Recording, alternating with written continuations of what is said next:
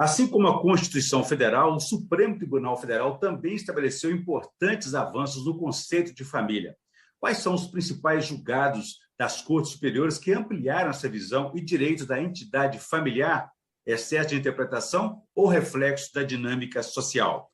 Esses são os principais temas de hoje do Conexão AMMP, um programa da Associação Mineira do Ministério Público destinado a divulgar o pensamento e as realizações de seus associados. Para falar sobre o assunto, nós vamos conversar com o professor Dimas Messias de Carvalho, promotor de justiça aposentado, aqui de Minas Gerais, membro do IBDFAM, Instituto Brasileiro de Direito de Família, diretor do IBDFAM em Minas Gerais, é também presidente da Comissão de Direito da Família da OAB Minas Gerais, autor de 31 obras jurídicas, entre elas o Direito das Famílias.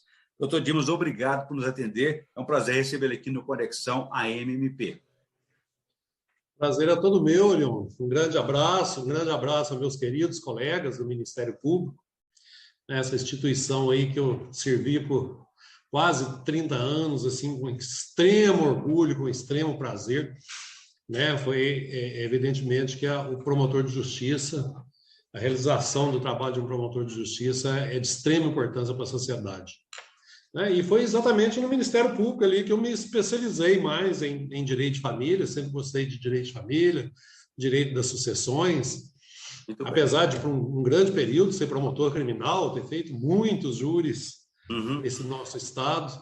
Mas é um grande prazer estar com você, Orion, te conhecer pessoalmente, né? E ter essa oportunidade desse bate-papo.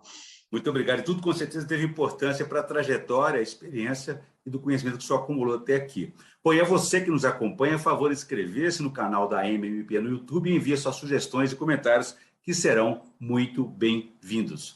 Doutor Dimas, como eu disse aí, houve, então, vários julgados do Supremo Tribunal Federal, das Cortes Superiores, que modificaram o conceito de direito de família no Brasil.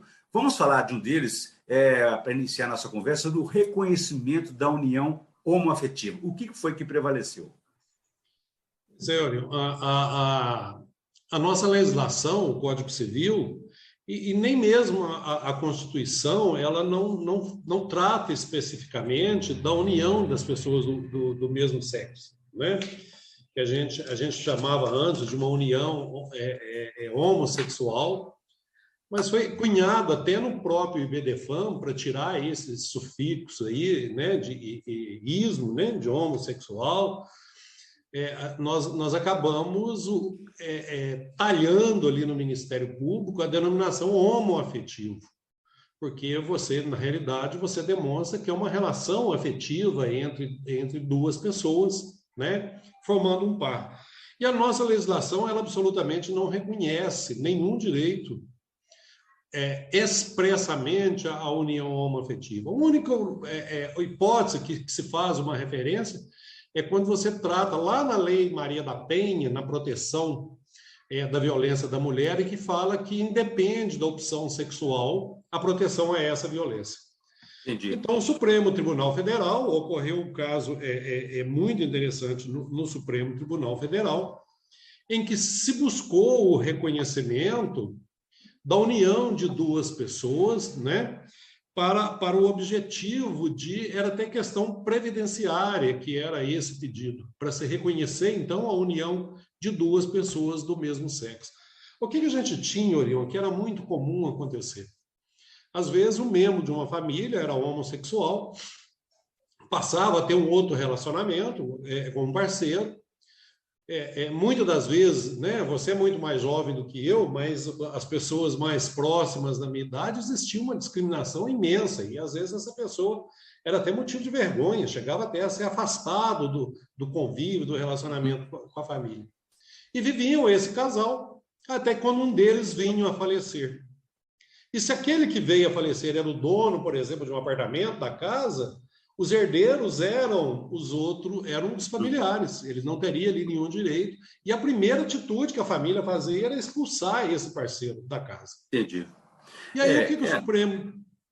Pois não, Perfeito. Pode concluir. Não, tudo bem. Sobre a questão das sucessões, vamos falar logo em seguida, mas eu só queria, então, concluir com o senhor, que além do casamento, há um pluralismo das entidades familiares, o que é importante para essa caracterização da família. Exatamente. E o que a Constituição faz? A Constituição não tratava expressamente da união afetiva, mas ela traz os princípios constitucionais ali que são balizares ali, principalmente no direito de família, né? O direito à igualdade, o direito ao planejamento familiar, né? O princípio ali da dignidade da pessoa humana. E com base nisso tudo, o Supremo Tribunal Federal decidiu que, na ausência de uma legislação específica regulamenando as uniões homoafetivas, que deveriam se aplicar as mesmas regras da união estável entre pessoas de sexos diferentes. E aí acabou... O senhor falou, por exemplo, desculpa interromper, só que o senhor falou que é 2011 que aconteceu isso, né? E a legislação até hoje continua omissa. Precisou do Conselho Nacional de Justiça, depois, 2 anos depois, estabelecer, por exemplo, a questão desse casamento, né? Da reunião, assim, do casamento civil entre pessoas do mesmo sexo. Apesar de uma omissão de um lado, aí vem também, do outro lado, alguém que tenta ocupar esse espaço, né? Tentando avançar nessa legislação. Isso foi muito interessante, Orion, porque esse julgamento do Supremo, o que ele diz? Ele diz que na união homoafetiva se aplicam as mesmas regras da união estável. Ele não falou nada sobre casamento. Falou sobre união estável. Uhum. Mas a partir do momento que o Supremo diz que se aplica na união homoafetiva as mesmas regras da união estável, né? E as pessoas são muito engenhosas, são muito inteligentes, qual foi a conclusão? Ora, a Constituição fala que você deve facilitar a conversão da união estável em casamento. Logo, se aplica na união homoafetiva as mesmas regras, então deve ser facilitado a conversão da união homoafetiva em casamento. E teve vários pedidos que foram julgados improcedentes, porque a lei exige que seja homem e mulher para caracterizar o casamento. Mas até que, finalmente, o Conselho Nacional de Justiça ele baixou uma resolução, foi a Resolução 175 de 2013, como você falou, determinando que não poderia ser impedido essa conversão. Uhum. Né? Que não poderia ser impedido que se fizesse. E nós passamos até então no Brasil o casamento hoje homoafetivo, né? Sem uma legislação e sem um Supremo ter manifestado com essa resolução do Conselho Nacional de Justiça. Mas o que, na verdade, Oriol, apesar da forma estar equivocada, eu acho mais do que correto. O Estado não pode interferir de forma absoluta na vida íntima, na vida privada das pessoas. E manteve-se ali, se me permite, o princípio constitucional à luz dessas novas realidades sociais, né? E não um excesso de interpretação. Exatamente. Né? A legislação tem que acompanhar a sociedade. E nós hoje estamos buscando aqui, porque hoje você já se fala no princípio da felicidade. O Estado deve proporcionar às pessoas a possibilidade que sejam felizes, e não impedindo que sejam infelizes, né? Impedindo uma união legal, através do casamento, entre pessoas do mesmo sexo. Outra questão importante desses julgados do Supremo Tribunal Federal, queria ver com o senhor a questão da ação de investigação de paternidade. Quer dizer, a busca da identidade genética foi tratada assim como um direito fundamental. Exatamente. A gente, na verdade, o Supremo Tribunal Federal também, em 2011, ele entendeu que nas ações investigatórias de paternidade, aqueles julgamentos que já transitaram em julgado, que nós chamamos de coisas julgadas, ele deve ser relativizado quando estiver em discussão as questões da personalidade da pessoa. Então, não pode mais o judiciário, ele não pode dizer que o branco é preto, que o redondo é quadrado, em razão do princípio da coisa julgada, que tem por objetivo exatamente estabilizar as relações. Ora, agora você imagina um filho que foi julgado improcedente uma ação investigatória de paternidade, porque ele não realizou o exame de DNA, e ele é efetivamente filho biológico do pai. O que o Supremo diz? Nesses casos em que não foi possível se realizar um exame genético capaz de indicar, é possível, sim, relativizar ou flexibilizar a coisa julgada e ser ajuizada uma nova ação investigatória de paternidade para realizar o exame. Ou seja, não é definitivo, pode sempre fazer essa pesquisa, seja retroativa ou não, a ação ela pode continuar valendo. Ela pode ajuizar essa nova ação, desde que essa pessoa não tenha se recusado a fazer o exame no momento oportuno. Né? Aqui os casos são quando você ainda não tinha o DNA não era acessível, e que ainda acontece muito, Orion. Do pai ou do filho, o pai entra com ação negatória de paternidade, esse filho é citado por edital, não comparece no processo, então é possível você realizar uma nova ação, porque esse o direito à personalidade, o direito à paternidade, é um direito imprescritível, Orion. Qualquer época na vida eu posso ajuizar uma ação de reconhecimento. Agora, diante dessa dinâmica social que nós estamos falando aqui, doutor Dimas, situações novas surgiram aí. É possível, por exemplo, um filho ter dois pais? Quer dizer, entre o socioafetivo e biológico, pode haver a prevalência de um sobre o outro ou não? Exato, excelente a sua pergunta. Primeiro, o que a Constituição fala? Que não pode existir discriminação entre os filhos. No Código Civil anterior, de 1916, nós tínhamos um apartheid legal dos filhos. O Código, Orion, ele classificava os filhos como filhos legítimos, filhos legitimados, filhos ilegítimos, e tinha subdivisões. O filho ilegítimo podia ser natural quando não tinha impedimentos para o casamento dos pais. Ele poderia ser adulterino quando um dos pais eram casados. Né? E me fugiu a palavra aqui agora, daqui a pouco eu lembro. E ele podia também ser filhos de parentes próximos. Estes filhos não podiam ser reconhecidos, à exceção o natural. Os outros jamais poderiam ser reconhecidos. O filho que era ilegítimo, se os pais viessem a casar posteriormente, ele nunca seria legítimo. Ele subiria um degrau, ele seria legitimado. Né? E o que a lei reconhecia? Esses filhos havidos do casamento, que tem a presunção que o pai é o marido da mãe, os filhos biológicos e o filho civil, que era o filho havido por adoção. O que a Constituição falou? Ela impediu essa discriminação, e o Código Civil fala que o parentesco ele será natural quando consanguíneo, ou civil por outra origem. Nessa outra origem, ele largou totalmente essa possibilidade. Então, nós podemos ter filhos, por exemplo, por outra origem, havido de reprodução medicamente assistida heteróloga, quando você recebe a doação de um material genético. Ele não é o filho de sangue, mas é o filho do casal que fez a inseminação. Quer dizer, aquela figura do bastardo, filho de criação, isso não existe, era um preconceito, né? Agora, nesse caso, na hora das consequências patrimoniais, extrapatrimoniais, vai existir alguma hierarquia ou ficou todo mundo igual? Foi exatamente isso que o tribunal reconheceu, a possibilidade da multiparentalidade. O que é a multiparentalidade? A possibilidade do filho ter dois pais. E não existe absolutamente nenhuma hierarquia entre essas filiações. Eu estava completando aquilo que eu disse, né? Uma outra filiação que nós temos, que tem um nome pomposo de filiação socioafetiva, mas nada mais é do que o chamado filho de criação. Né? Então, você cria uma criança como filho e ele te reconhece como pai, e ali surge aquela relação de pai e filho, a sociedade sabe que é filho de criação, hoje ele é reconhecido juridicamente. Ou seja, a socioafetividade, né? Essa relação de pai e filho, ela hoje passa a ter valor jurídico. E o que o Supremo decidiu? Se eu tiver um filho, né, e o inverso é verdadeiro, no caso específico do Supremo, o companheiro da mãe registrou o filho dela como se fosse seu filho, numa adoção à brasileira. Né? Então, ele seria um pai socioafetivo, ele não era o pai biológico. E essa criança, representada pela mãe, entrou com uma ação de reconhecimento de paternidade biológica contra o pai consanguíneo, acumulada com alimentos. E o pai disse que o menino já tinha pai. E o que o Supremo... e aí, esse pai biológico recorreu ao Supremo para dizer que o filho registrado era o filho, já tinha pai. E a decisão do Supremo foi de que, se você tiver uma filiação socioafetiva registrada, não impede que você busque a filiação biológica. Tá? E o inverso é verdadeiro, Orion.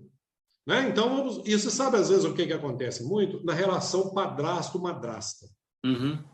Né? O padrastio, a madrastia, é uma relação de afinidade, tá? Do filho com o marido ou a esposa do pai. Isso já é uma relação, mas uma relação de afinidade, não uma relação de parentesco. Muito bem. Se eu estou criando o filho da minha mulher como enteado, não existe, eu não sou pai. Mas a partir do momento em que eu assumo uma posição de pai e apresento aquele filho da minha mulher também como meu filho, ele me trata como pai e gera uma relação afetiva, é possível sim eu reconhecer essa filiação socioafetiva e essa criança ter o pai biológico e o pai socioafetivo. Né? Não e aí impede, criança... não impede, então, desculpa, a paternidade jurídica do pai biológico. Não impede, ela continua tendo os dois pais. Uhum. Né? Agora, é também muito comum nas varas de família, quando um pai abandonou totalmente os filhos e a mãe e sumiu, o filho entrar com reconhecimento da filiação socioafetiva e excluindo o pai biológico. Porque a opção da multiparentalidade é do filho. Né? E aí muita gente pergunta, mas aí ele tem direito, se ele tiver dois pais, ele tem direito a duas pensões? Tem. Ele tem direito a duas heranças? Tem. Mas ele também tem que pagar pensão para os dois pais, pensão alimentícia, se eles tiverem necessitado. Se ele morrer, os dois pais também serão herdeiros.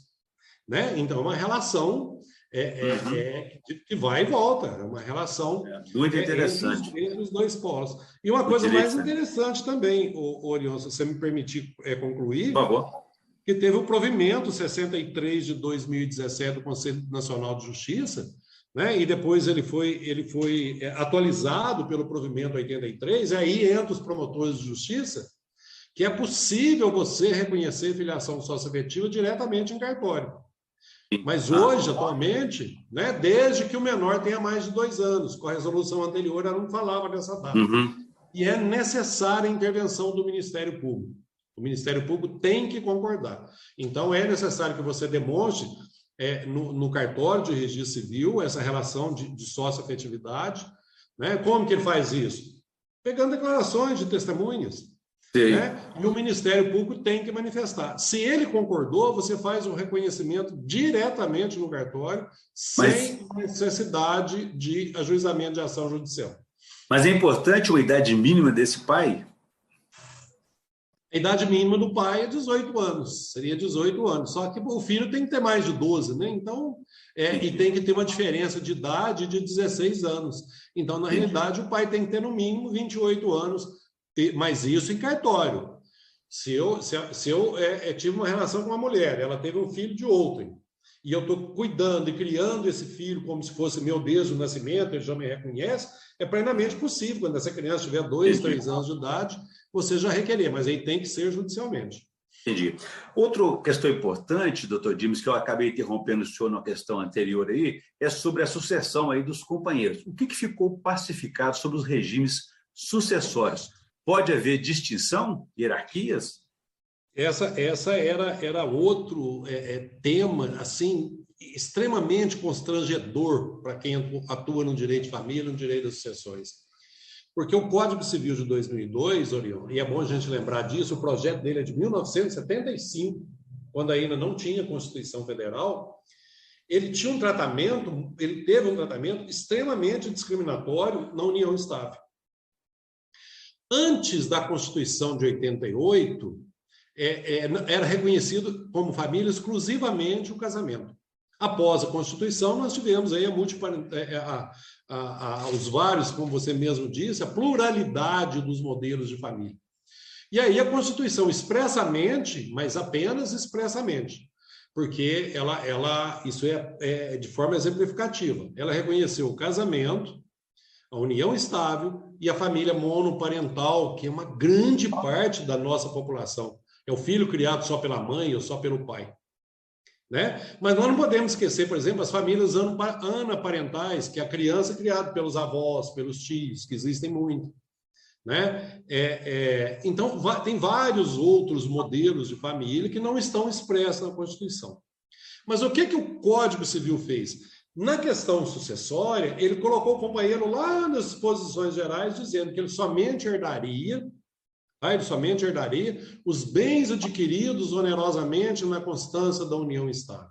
Então, se a pessoa faleceu, viveu 30 anos com outra, né? Como por exemplo, o homem com a mulher, e nesse período de 30 anos ele não adquiriu nada, ela não seria meieira e não seria herdeira. Todos os bens iriam para quem? Para os seus parentes. Mas quais parentes? Até os colaterais no quarto grau. O primo, o tio-avô, o sobrinho-neto, e ela seria excluída. Né? E aí o que aconteceu? Muitos tribunais de justiça começaram a julgar a inconstitucionalidade desse artigo pelo pleno dos seus tribunais, pela Corte Superior. Minas Gerais entendeu que esse artigo 1790 era constitucional. Rio Grande do Sul entendeu que era constitucional. São Paulo entendeu que era constitucional. Mas Rio de Janeiro, Paraná, entenderam que era inconstitucional. Por quê? Porque estava ferindo a igualdade das pessoas. Estava tendo uma discriminação no tratamento da família. E aí, o que o Supremo decidiu? Ele decidiu que é inconstitucional essa discriminação entre cônjuge e companheiro.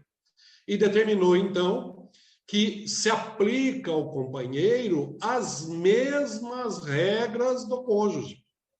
Ou seja, a nossa ordem de vocação hereditária do Código Civil, o que ela fala? São herdeiros os descendentes concorrendo com o cônjuge, os ascendentes concorrendo com o cônjuge. Em terceiro lugar, o cônjuge. Em quarto, os colaterais, irmãos, sobrinhos, tios, etc. E o companheiro só seria herdeiro único se não tivesse esses parentes. E agora não, agora nós temos que ler, quando você falar cônjuge e companheiro. Doutor Dimas, agora, esses efeitos dessa decisão aí, eles são aplicados aos processos que já transitaram em julgado? Tem efeito retroativo ou só daqui para frente, digamos assim? Eu estou achando que você é professor de Direito de Família. Porque as suas perguntas são extremamente pontuais. Né? Na verdade, não. O que o Supremo fez? Esse julgamento do Supremo ele ocorreu em 2015. E da entrada em vigor do Código até 2015, inúmeros inventários foram concluídos, né? Quer inventários judiciais, quer inventários extrajudiciais. E assim, por uma questão da ordem jurídica ali, o que o Supremo fez? O Supremo acabou modulando os efeitos da sua decisão, né? E determinou que essa solução apresentada somente se aplica aos processos ainda não findos. Então, se teve um inventário, se teve um recurso, está em decisão no Tribunal de Justiça, no Superior Tribunal de Justiça, ainda não transitou em julgado, se aplica a nova regra. Mas se já transitou em julgado, se as escrituras do inventário extrajudicial já foram lavradas e concluídas, aí não se aplica. É que a segurança jurídica, nesse caso, ela fica também nesse fluxo, refluxo dessa dinâmica social e nessas mudanças de entendimento. Sim, o que o Supremo entendeu é que não poderia ter essa insegurança jurídica de rever tudo isso. E eu até discordo, porque, na verdade, se esse artigo 1790 ele era inconstitucional, ele é inconstitucional desde o seu nascedouro. Entendi. Desde que o Código entrou em vigor. Doutor Dimas, agora, uma outra questão desse julgamento aí dos julgados do STF, ele reconheceu o direito à alteração do prenome e do gênero da pessoa transgênero. Isso acontece independentemente de cirurgia, de outro tipo de documentação? Esse tem sido talvez um dos grandes debates, porque tem as pessoas a favor e tem muitas pessoas contrárias a isso. Né? Existem muitas críticas a respeito disso do transgênero. Né? É bom a gente explicar o que é o transgênero. O transgênero ou transexual é aquela pessoa que ele possui um sexo biológico, tá? Mas ele se sente com outro gênero. Então, eu sou do sexo feminino, mas eu me sinto como se fosse homem, como se fosse masculino. Então, a gente tem que diferenciar o sexo do gênero. O sexo ele é biológico, o gênero é subjetivo, é como eu me sinto. Então, o que ocorria? Essa modificação daquela pessoa, eu Dimas, que nasci Maria, mas me sinto como homem e quero mudar o meu nome para Dimas, eu precisava fazer essa cirurgia de transgenitalização e precisava fazer um estudo psicológico demonstrando que eu me sinto como do sexo masculino. O desembargador Nildo Teixeira, que hoje é o vice-presidente do Tribunal de Justiça de Minas Gerais, ele é professor de Direito de Família na Dom Helder Câmara e foi juiz da primeira vara de família durante muitos anos. E o doutor Nildo deu uma decisão sem a necessidade dessa transgenitalização na primeira vara de família. Isso foi muito questionado na época e o tribunal acabou cassando a decisão dele. Mas o Supremo, recentemente, em 2 julgados, né, bem recente, em 2018, o que o Supremo decidiu? Ele decidiu que pode se fazer, inclusive diretamente em cartório, e em razão dessa decisão do Supremo foi baixado um provimento pelo Conselho Nacional de Justiça, o provimento 73/2018, dizendo que a pessoa basta apresentar a sua declaração de vontade e pedir essa alteração do prenome e do gênero no registro civil, e não constando na certidão nenhuma referência sobre isso. Então, uma grande discussão que ainda existe, que muitos criticam, é que isso pode estar caracterizando até um estelionato, porque, e muitos falam, você imagina, eu estou namorando uma mulher, imaginando que ela é do sexo feminino, ela tem o nome de mulher, tem na certidão como é feminino, e eu me caso depois e descubro que ela tem um sexo masculino, né? Obviamente que se isso ocorrer, e se a pessoa foi enganada, ele pode entrar com um pedido de anulação do casamento porque foi induzida em erro. Então, existe um remédio jurídico para isso, né? Mas a gente observa que, muitas vezes, Orion, tem uma certa discriminação, né? A gente, às vezes, observa que o que pode estar ocorrendo é uma certa discriminação, né? Nisso. Mas hoje o Supremo Tribunal, então, você não precisa fazer a cirurgia de transgenitalização e você pode fazer diretamente no cartório de registro civil ou através de uma ação judicial sem essa necessidade. E essa é uma discussão importante, como você falou, é preciso distinguir sexo de gênero, né? Nesse momento em que o país vive tanta confusão, fake news, conceitos de família estão tão assim distorcidos que é difícil estabelecer, até o próprio STF está sendo muito contestado em suas decisões, né? Essa é uma das decisões em que ele foi muito contestado, né? Eu sou um familiarista, mas a gente não pode esconder, não pode negar que existe realmente uma reação muito grande contra determinadas decisões do Supremo Tribunal Federal. Geralmente, doutor Dimas, as leis não são suficientes. Oi? É porque a gente não tem tempo mais para mais perguntas, a gente tem que fazer mais uma pergunta, depois encerrar com a indicação dos filmes, e aí a gente já fecha. Se você quiser selecionar dentro desse roteiro alguma pergunta mais, não sei. Não, tudo bem.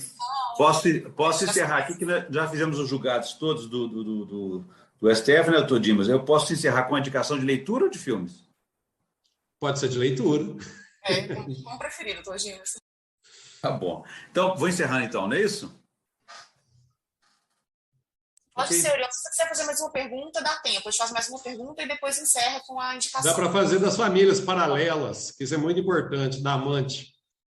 Ah, tá. Então tá, podemos fazer então, né? Então, vamos lá. Ok. 3, 2, olha o último de 1.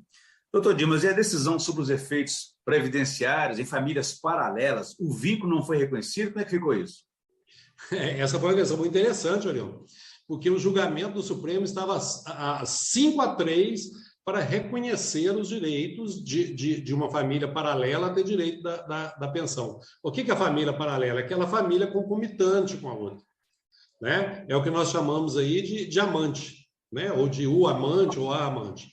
Nesse caso específico, um funcionário público de Brasília, ele tinha uma relação com uma mulher, tinha um filho, e quando morreu, essa mulher reconheceu a união estável, pediu a pensão alimentícia, a pensão por morte, e depois um companheiro dele, um colega de trabalho, veio alegando que também tinha uma união com ele e requerendo que fosse dividido. Estava 5-3 para se dividir essa pensão, mas acabou que o resultado final foi de 6-5 do Supremo sobre a impossibilidade de reconhecimento das famílias paralelas ou famílias simultâneas para fins previdenciários. Só que esse efeito se estende a todo. Antes, ainda que para fins previdenciários, ia também ter o direito à ameação e etc., porque ia se estender essa decisão. Né? E isso é uma discussão antiga, principalmente o Tribunal de Justiça do Rio Grande do Sul, que criou a tese da triação, que deveria dividir em 3, etc. Mas o julgamento foi agora recente, em 2020, e esse julgamento foi no sentido que não cabe o reconhecimento. Se eu tiver um casamento ou uma união estável, não pode ser reconhecida a outra família. A outra família, no que eu digo, na relação de companheira ou de companheira. Né? Quanto aos filhos, nós já vimos que não existe mais nenhuma discriminação. Só contra o outro companheiro não é possível reconhecer os seus direitos. Né? Ou seja, ficou invisível. Teria prevalecido o princípio do reconhecimento social dessa relação, que ninguém tinha... O princípio, eles reconheceram ali a monogamia. Né? Na realidade, em virtude da consagração do dever de fidelidade e da monogamia no direito brasileiro. Muito bem. Bom, doutor Dimas, como a gente faz aqui com nossos entrevistados, a gente sempre pede uma indicação de leitura. Além do livro do senhor Direito de Família, o que o senhor pode indicar para a nossa audiência? Olha, eu indicaria muito quem quisesse filiar ao IBDFAM para ler as revistas de direito de família e de direito de família do IBDFAM.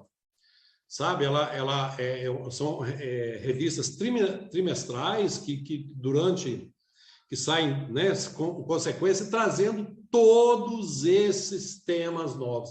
A próxima revista, por exemplo, vai estar trazendo, que foi uma ação ajuizada pelo IBDFAM, da inconstitucionalidade de cobrança de imposto de renda de quem recebe pensão alimentícia, né, que acabou de ser julgada agora recente.